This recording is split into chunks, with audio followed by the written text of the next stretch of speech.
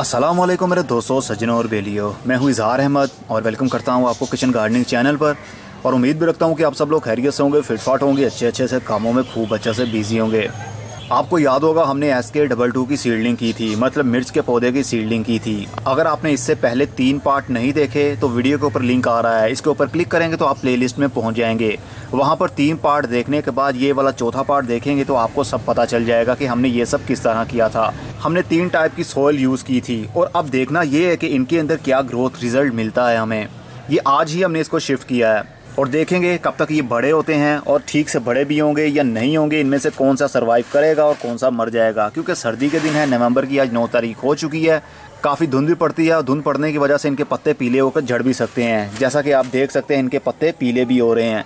जब धुंध पड़ रही हो तो इनको शेडी एरिया में रख दें। फुल धुंध में पड़े रहेंगे तो इनके पत्ते सारे झड़ जाएंगे और ऐसी स्टेज पर आपने ज़्यादा इनको पानी नहीं देना, नहीं तो इनकी रूट्स गल जाएंगी। तो अब देखते हैं कब तक ये और बड़े होते हैं। तो स्टे विद मी। 64 दिन बाद SK22 की ग्रोथ तो चल रही है, लेकिन जिसको हमने ओनली गाय के गोबर के अंदर लगाया था उसकी ग्रोथ बहुत ही स्लो है। पौधा अभी तक स्टैंड तो है, ग्रोथ तो कर रहा है, लेकिन बहुत ही स्लो। दूसरे पौधे देखिए कितने बड़े हो गए हैं।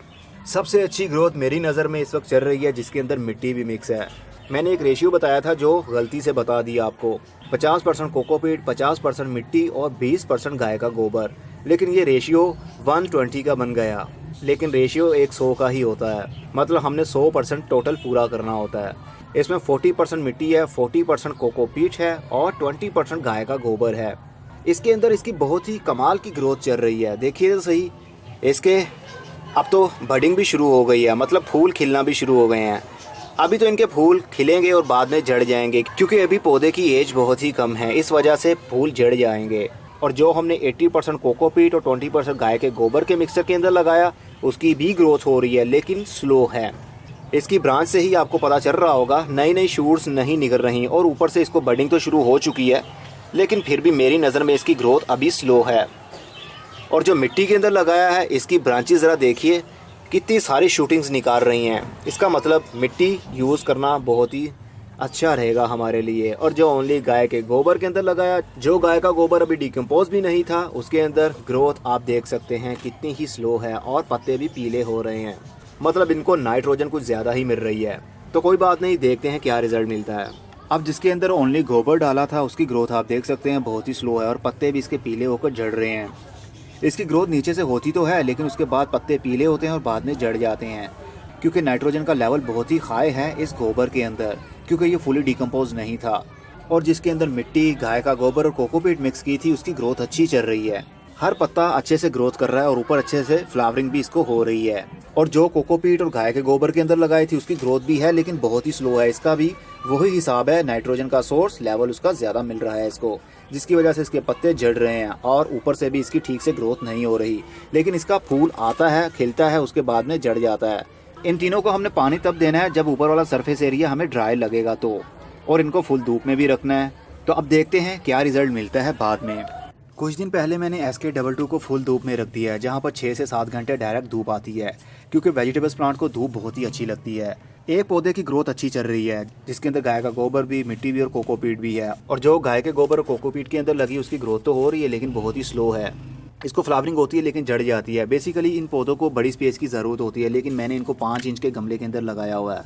अभी आपको दिखाता हूँ जो पौधा बड़े गमले के अंदर मैंने लगाया था SK22 का, और ये जो गोबर के अंदर हमने लगाया था इसका रिज़ल्ट बहुत ही बुरा मिल रहा है। ये ऊपर से अब ड्राई होना शुरू हो गया और ये मुरझा रहा है। हम इसको यहाँ से तोड़ देते हैं, पिंच कर देते हैं, ऐसा ना हो कि ये पूरा पौधा ही ड्राई हो जाए। आई थिंक इसको काटना पड़ेगा या फिर यहाँ से तोड़ देते हैं। अरे टूट जा। ओके, अब देखते हैं क्या रिजल्ट मिलता है। इनको पानी तब देना है जब ऊपर वाला सरफेस एरिया ड्राई हो। और ये रहा वो मिर्च का पौधा SK22 का, जिसको मैंने 12 इंच के, आई थिंक ये 10 से 12 इंच का गमला है प्लास्टिक का, इसके अंदर मैंने लगाया हुआ। इसकी ग्रोथ आप देख सकते हैं कितनी ज़्यादा अच्छी और कितनी ग्रीन है इनके पत्ते, और इनको कितने सारे ही ये देखिए फ्लावरिंग हो रही है, बर्ड लग चुके हैं। बहुत से फूल खिल जाएंगे, वो जड़ जाएंगे और बहुत सौ के अंदर मिर्चें भी बनना शुरू हो जाएंगी। लेकिन अब देखना ये है कि क्या रिजल्ट इसका मिलता है। बड़े गमले के अंदर मतलब ज़्यादा मिट्टी के अंदर ज़्यादा ग्रोथ होती है और छोटे गमले के अंदर कम ग्रोथ होती है, ये तो आप भी देख सकते हैं। 4 महीने बाद पौधों की ग्रोथ हो रही है लेकिन बहुत ही स्लो। एक तो जो गोबर के अंदर लगाया था वो तो सरवाइव नहीं कर पाएगा और ये मुरझा जाएगा। आई थिंक इसको उखाड़ देना सबसे अच्छा रहेगा। ये देखिए, इसकी रूट्स जो नई थी वही थी, उसके बाद नई रूट्स डेवलप नहीं हुई क्योंकि गोबर के अंदर बहुत ज़्यादा हीट थी और जो गोबर हमने यूज़ किया था वो डिकम्पोज नहीं था। इसलिए कभी भी ताज़े गोबर के अंदर पौधा मत लगाइएगा। अगर लगाना हुआ तो गोबर फुली डिकम्पोज होना चाहिए, लेकिन फिर भी मैं सजेस्ट यही करूँगा आपको कि ओनली गोबर के अंदर पौधा मत लगाएं।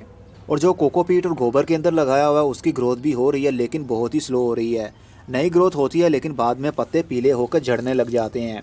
और जो मिट्टी कोकोपीट और गाय के गोबर के अंदर लगाया हुआ है उसकी ग्रोथ अच्छी हो रही है, लेकिन अभी इसको लार्ज स्पेस की ज़रूरत है। अगर इसको हम बड़े गमले के अंदर शिफ्ट करते हैं तो इसकी ग्रोथ ज़्यादा अच्छी हो सकती है। जिस तरह मैंने यही SK22 का एक पौधा बड़े गमले के अंदर लगा दिया था।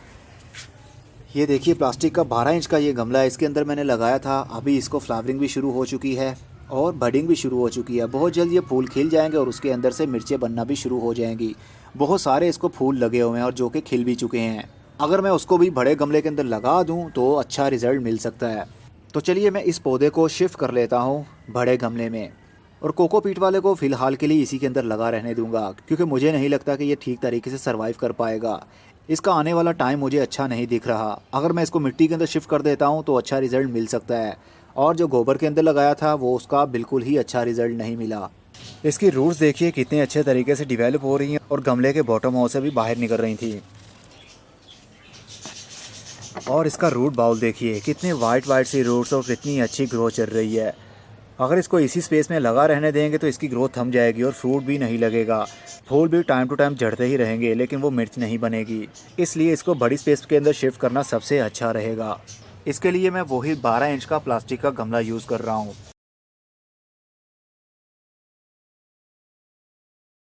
अब मैं सोच रहा हूँ कोकोपीट और गाय के गोबर के अंदर जो लगाया उसको भी हम बड़े गमले में शिफ्ट कर ही रहे हैं और देखें क्या रिज़ल्ट मिलता है। इसके नीचे भी इसकी रूट बाउंडिंग हो रही है, जड़ें इसकी मिट्टी से बाहर निकल रही हैं। ये देखिए, इसकी रूट्स भी कितनी अच्छे तरीके से डिवेलप हुई, लेकिन जो मिट्टी के अंदर हमने लगाया था उसकी रूट्स ज़्यादा डिवेलप हुई। और कोकोपीट और गाय के गोबर के अंदर रिज़ल्ट थोड़ा सा कम है, लेकिन बुरा नहीं बोलेंगे हम। अभी इसको ज़रूरत थी बड़े गमले की, तो बड़े गमले के अंदर मैं शिफ्ट इसको कर रहा हूँ और देखते हैं क्या रिज़ल्ट मिलता है। बड़े गमले के अंदर भी मैंने 80% कोकोपीट और 20% गाय का गोबर मिक्स कर दिया है। तो इन दोनों को मैंने शिफ्ट कर दिया है और इस बड़े वाले पौधे के पास में ही इसको रख दिया है। जो हमने बड़े गमले के अंदर लगाया था उसके पत्ते आप देखिए कितने डार्क ग्रीन हैं, और जो छोटे गमले के अंदर लगी हुई थी उसके पत्तों का कलर डार्क नहीं है, उसके पत्तों का कलर लाइट ग्रीन है। और जो कोकोपीट और गाय के गोबर के अंदर लगी थी उसका भी यही हाल है। अब बड़े गमलों के अंदर लगाने के बाद हमें पता चलेगा कि क्या इसका रिजल्ट हमें मिलता है, क्या इसके पत्ते भी इस जैसे हो पाएंगे, क्योंकि ये सेम सीड से ग्रो हुए पौधे हैं, दोनों की ही सेम एज है। लेकिन इसको बड़े गमले के अंदर शिफ्ट कर दिया था मैंने, लेकिन इसको छोटे गमले के अंदर ही लगा रहने दिया, इसलिए इसकी ग्रोथ भी काफ़ी स्लो और कमज़ोर भी दिखता है। अब देखेंगे इसकी हेल्थ अच्छी होती है या नहीं। दोनों का कम्बिनेशन वही है जो मैंने शेयर किया हुआ है। इसमें 50% कोकोपीट, 20% गाय का गोबर और 50% मिट्टी। अब देखते हैं क्या रिज़ल्ट मिलता है 5 महीने बाद। अब पौधों को देखिए, अब ये भी ग्रीन होना शुरू हो चुका है और इसकी ग्रोथ भी काफ़ी बढ़ रही है क्योंकि हमने ज़्यादा इसको स्पेस भी दी है। और कोकोपीट और गाय के गोबर के अंदर हमने जो लगाया हुआ था उसकी ग्रोथ अभी बहुत ही स्लो है। इसके पत्ते भी पीले रंग के हैं लेकिन ग्रीन नहीं हुए और इसको अभी कोई फूल नहीं खिला। लेकिन इस वाले को जो मिट्टी के अंदर हमने लगाया है इसके पत्तों का कलर भी डार्क हो रहा है, जिस तरह दूसरे पौधे का हो रहा था इसका भी हो रहा है। और साथ में इसको फूल भी लगना शुरू हो चुके हैं जो कि बहुत जल्द खिल जाएंगे। कुछ फूल खिल भी चुके हैं और इसके अंदर से जल्दी ही फ्रूट बनना भी शुरू हो जाएगा। लेकिन अभी इसकी ग्रोथ का कुछ कहना मुश्किल है, ये काफ़ी नाजुक ग्रोथ है इसकी, लेकिन कोई बात नहीं, देखेंगे क्या रिज़ल्ट मिलता है। अब हमारा जो SK22 का पहला पौधा लगा हुआ था जो वीडियो के अंदर मैंने शो नहीं किया था, शुरू से ही इसको मैंने बड़े गमले के अंदर लगा दिया था। अब इसको तो फ्लावरिंग भी शुरू हो चुकी है और फ्रूटिंग भी शुरू हो चुकी है, मतलब मिर्चें लगना भी शुरू हो चुकी हैं। लेकिन अभी जो बाद में हमने लगाया था इसकी ग्रोथ अच्छी हो गई है और इसको काफ़ी हद तक फ्लावरिंग भी हो रही है जो बहुत जल्द मिर्चों की सूरत भी लेने लगेगी। और जो कोकोपीट और गोबर के अंदर लगी हुई है उसके पत्तों का कलर भी पीला है। इसकी ग्रोथ बहुत ही स्लो रही और इसको फूल तो लगे हुए हैं लेकिन आई थिंक ये पीला होकर जड़ जाएगा। ये इसका बड देख सकते हैं आप, स्टार्टिंग एरिया इसका, ये आई थिंक सर्वाइव नहीं कर पाएगा और ये गिर जाएगा। देखेंगे इसके अंदर क्या रिज़ल्ट मिला और मिट्टी वाले में क्या अच्छा रिज़ल्ट मिलता है हमें, ये आप लोगों के सामने है। कल ही इनको मैंने कंपोस्ट टी भी दी है, मतलब गाय के गोबर के अंदर पानी डाल के 24 घंटे रख दिया और 24 घंटे के बाद जो पानी था वो मैंने इन गमलों में डाला है। लेकिन ओवर फर्टिलाइज और ओवर वाटरिंग नहीं करनी, क्योंकि प्लास्टिक के गमलों के अंदर पानी जल्दी ड्राई नहीं होता। जब पौधा फ्रूटिंग पर आ रहा हो तो उसको पानी कम देना चाहिए। अगर ज़्यादा पानी देंगे तो फ्रूट ड्रॉप हो जाएगा और जो फूल खिल रहे हैं वो भी झड़ना शुरू हो जाएंगे, इसलिए उस स्टेज पर आप पानी कम दें। 5 महीने 15 दिन बाद अब जो हमने ये वाला सेंटर वाला शिफ्ट किया था बड़े गमले के अंदर, इसको अब फ्लावरिंग भी शुरू हो चुकी है और साथ में मिर्चें बनना भी शुरू हो गई हैं। बहुत जल्द इनमें से बड़ी बड़ी मिर्चें भी बनना शुरू हो जाएंगी जो अब शूट ग्रोथ में आ जाएंगी। ये देख सकते हैं आप, ये मिर्च लग रही है इसको, जो अब शूट जा रही है। बहुत जल्द और भी बहुत सारी इसी तरह की मिर्चें लगने वाली हैं जो फ्यूचर में बड़ी हो जाएंगी और उसके बाद हम इनको उतारेंगे अपने हाथों से। लेकिन मैं अभी जा रहा हूँ लाहौर से बाहर 15 दिन के लिए। 15 दिन के बाद आऊँगा, मैं भी इनको और भी मिर्चें लग चुकी होंगी। और जो साथ वाला एक पौधा रखा हुआ था इसको भी अच्छे से फ्रूटिंग शुरू हो चुकी है। ये देखिए इसकी मिर्चें तो अब बड़ी भी होना शुरू हो गई हैं, कितनी सारी ही मिर्चें इसको लग चुकी हैं। ये देखिए ये तो उतारने के काबिल भी हो चुकी हैं, बहुत सारी मिर्चें लग रही हैं इनको। और ये देखिए नीचे वाली साइड पर भी होपफुली इनको भी इसी तरह लगेंगी मिर्चें। ये देखिए एक हमारे पौधे को भी लग चुकी है। आपको मालूम है ये दोनों एक ही वैरायटी थे SK22। इसको बड़े गमले के अंदर शिफ्ट करने से अच्छा रिजल्ट मिल रहा है हमें। और जो हमने बड़े गमले के अंदर शिफ्ट किया जिसके अंदर गाय का गोबर और कोकोपीट है उसके अंदर रिजल्ट इतना अच्छा नहीं मिल रहा हमें। पौधे की ग्रोथ होती है लेकिन बहुत ही स्लो, और इसके पत्तों का कलर भी आप देख सकते हैं और इसका भी देख सकते हैं कितना डिफरेंस है दोनों में। मिट्टी का होना बहुत ज़रूरी है, चाहे थोड़ी सी ही मिट्टी ऐड की जाए रिजल्ट अच्छा हासिल होता है इससे। तो इसको फ्लावरिंग होती है लेकिन बाद में कुछ जड़ भी जाते हैं। अभी इसके अंदर मिर्च बनेगी या नहीं ये देख सकते हैं, फूल खिला और उसके बाद में पीला हुआ और उसके बाद में ये जड़ गया। इसी तरह यही प्रॉब्लम हो रही है इसके साथ। लेकिन अभी हमें वेट करना पड़ेगा, जब मैं आऊँगा 15 दिन के बाद देखेंगे क्या रिजल्ट मिलता है। आई थिंक 15 दिन के बाद वीडियो कंप्लीट करने का टाइम आ चुका होगा क्योंकि हम हार्वेस्टिंग ले लेंगे। 6 महीने और 3 दिन बाद मैं 13 दिन के लिए लाहौर से बाहर गया हुआ था। कल जब आया तो इनकी बहुत ही बुरी हालत थी, जिस तरह इस वाले पौधे की बुरी हालत हो रही है। जब मैं आया तो इनकी मिट्टी सारी की सारी ही ड्राई थी, तो पत्ते भी झुलस रहे थे, लटक रहे थे। तो मैंने इनको जल्दी से पानी भी दिया। अब ये वाला पौधा स्टेबल हो चुका है, इसके पत्ते खड़े हो गए हैं, लेकिन इसके अभी तक नहीं हो पाए। मे भी अब ये सर्वाइव नहीं कर पाएगा क्योंकि ये पानी की कमी को बर्दाश्त करता हुआ आया लेकिन बर्दाश्त ना कर पाया। अब ये सर्वाइव नहीं कर पाएगा मे भी। लेकिन इसको अच्छे से मिर्चें भी लगी हुई हैं। हमारे पौधे ये थे 2 वाले जिसके ऊपर हम वीडियो बना रहे हैं। जो कोकोपीट और गाय के गोबर के अंदर लगा हुआ है इसके अंदर वाटर होल्डिंग कैपेसिटी काफ़ी ज़्यादा थी, इसलिए 13 दिन इसको बहुत ही कम पानी मिलता रहा, तब भी इसके अंदर मॉइस्चर मौजूद रहा। लेकिन इस वाले ने पानी को काफ़ी देर तक अपने अंदर होल्ड नहीं रखा, इसलिए इसको डेली या 1 से 2 दिन के बाद पानी देने की ज़रूरत पड़ सकती है। लेकिन इसको भी अब फ्रूट लग चुका है। इसको देखिए आप, अब शूट मिर्चें लग रही हैं और काफ़ी सारी बंच की सूरत में मिर्चें लगी हुई हैं जो गुच्छों की सूरत में आहिस्ता आहिस्ता खिल रही हैं। और बहुत सारे फूल भी लगे हुए हैं जो फ्यूचर में खिलकर मिर्चों की सूरत लेने लगेंगे। और जो मिट्टी के अंदर लगा हुआ इसका रिज़ल्ट तो कमाल का रहा। ये देखिए कि कितनी सारी ही इसको मिर्चें लगी हुई हैं, छोटी छोटी सी और बड़ी बड़ी सी, जो अब शूट जा रही हैं। हर ब्रांच को मिर्चें लगी हुई हैं। ये तो था 6 महीने 3 या 4 दिन का रिज़ल्ट। होपफुली आपको भी काफ़ी कुछ सीखने को मिला होगा इस वीडियो में।